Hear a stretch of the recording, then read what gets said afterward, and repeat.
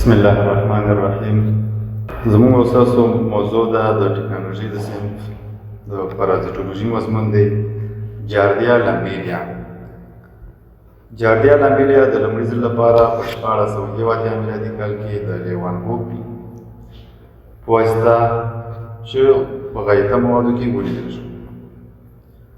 په 1859 میلادي کال کې یو چکسلواکي عالم د لامبل په واسطه ښه واضح او توضیح شو. جاردیا لامبیلیا یوازینی فلاجیل لرونکې او متحرکه پروتوزوا ده چې د انسانانو په اثناعشر او ججنوم کې ژوند کوي او په انسانانو کې د جاردیاسیس په نوم مرض منځته راوړي. نوموړی پرازیت د جاردیا ډوډینلز په نوم هم شهرت لري چې موږ عموما جاردیا لامبیلیا په درې نومونو باندې یادوو چې لومړی دی جاردیا ډوډینالیس، دویم دی جاردیا انټسټینالیس او دریم نوم دی چې هغه په پخواني شوروي اتحاد کې د لامبیلیا انټسټینل په نوم باندې یادېږي. نوموړی پرازیت د فلاجیلاتا د کلاس پورې مربوط پرازیت دی. راځو د نوموړي پرازیت مورفولوژۍ ته. د مورفولوژۍ له لحاظه جاردیا لامبیلیا په دوه شکلونو لیدل کېږي چې یو ته یې تروفوزیت وایي او بل ته یې سیسټ. راځو لومړی تروفوزیت فارم ته. د جاردیا تروفوزیت شکل د قطع شوي ناک په څېر ښکاري او که چېرته له یو طرفه وکتل شي نو ځان ته د ماهي شکل اختیاروي. شاتنۍ برخه د پرازیت مهدبه او مخکنۍ برخه یې مقعره ده. نوموړی پرازیت د راس قسمت تقریبا غټ وي او په تدریج سره ښکتنۍ برخه ورو ورو کمیږي او بالاخره په یوه نقطه ختمیږي. د نوموړي پرازیت د تروفوزیت فارم جسامت 10 تر 15 مایکرونه دی. دوه متناظرې هستې لري او 4 جوړه فلاجیلونه لري او په قدامي برخه کې یو دسماننده ساختمان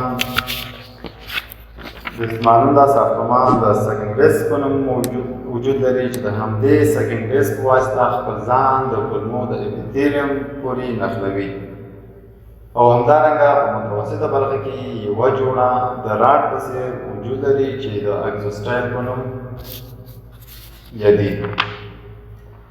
دویم حالت ته راځو. مخکې مونږ وویلې چې نوموړی پرازیت په دوه شکلونو لیدل کېږي چې یو یې تروفوزیت دی او بل یې سیسټ. تروفوزیت فارم یې خلاص شو. راځو سیسټ فارم ته.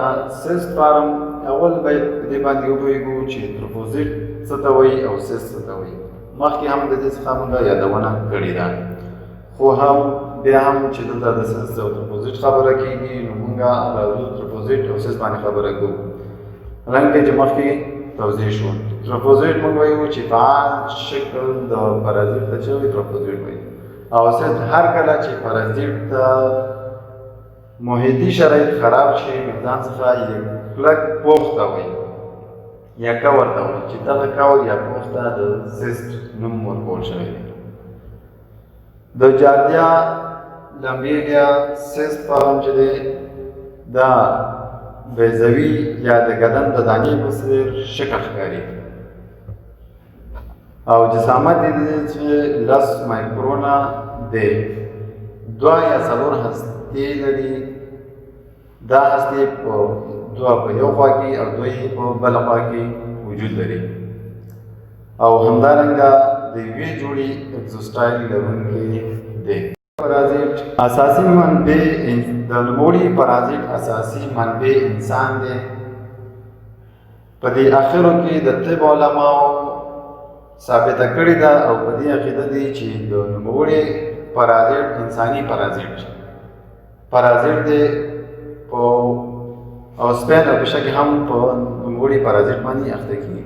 یعنې دا یې ثابته کړې ده چې د جاردیا لامبیلیا په واسطه باندې یوازې دا نه چې انسان اخته کېږي بلکې سپیان او پشکې هم په نوموړي پرازیت اخته کېدی شي. سیسټ د انسان لپاره مرضي دی د جاردیا صاحب په اوبو کې تر 3 میاشتو پورې ژوندی پاتې کېدی شي. واسطه انتقالېږي چې د اکسیجنوم حادثه د معدې د تیزاب په واسطه تنبیه کېږي. یعنې کله چې سیست په منځ کې ځان ته ځای پیدا کوي. هر سیست په 2 تروفوزویتونو چې هر تروفوزویت د حجرې د دیوال څخه تغذیه کوي. کله چې تروفوزویت ځان ته په کولمو کې تثبیت کړي بیا په هرو 5 ساعتونو کې 2 ګونې انفصام کوي. یعنې یو سیست څخه 2 تروفوزویتونه منځته راځي د 2 ګونې انفصام کوي او د یو پرازیت څخه 2 پرازیتونه تولیدېږي او په هر سرعت سره یې شمېر زیاتېږي. دغه پرازیت حیاتي په شکل په لاندې شکل کې ښودل شوی دی چې تاسو په تصویر کې ګورئ. راځو موږ د پرازیت هغه جغرافیوي موقعیت ته. نوموړی پرازیت په ټوله نړۍ کې موجود دی. په ټوله دنیا کې جاردیا لامبیلیا وجود لري، خو په هغه هېوادونو کې زیات لیدل کېږي چې مخ په انتشار دي، یعنې مخ په ترقۍ باندې دي. په خصوصا زیاتره په دې ناروغۍ ماشومان اخته کېږي. نو پکار دا ده چې حفظ صحې ته خاصه پاملرنه وکړو تر څو د مزمنو پرازیتونو او د خطرناکو پرازیتونو څخه ځان وژغورل شي. د انتان منبع یعنې هر یو څه چې دی، هر یو جسم چې دی هغه یو منبع لري. نو هغه اشخاص چې د جاردیاس په مرض اخته وي د انسان منبع تشکیلوي. یعنې هغه کسان چې د جاردیاس ناروغۍ تشکیلوي همدغه چې دی دا د انتان منبع دي. دا مرض سالم اشخاص ته د ناپاکو اوبو، غذایي موادو او خوړو په واسطه خپرېږي او همدارنګه مچان په میخانیکي ډول د دې مرض په انتقال کې رول لوبوي. د جاردیا پرازیت پورې د سکینګ ډیسک په واسطه ځان تثبیتوي او د کولمو د موخاتو څخه استفاده کوي. نو په همدې اساس د مهمو او وخیمو پاتالوژیکو واقعاتو سبب نه ګرځي، لیکن د اثناعشر سطحي التهاب منځته راوړي.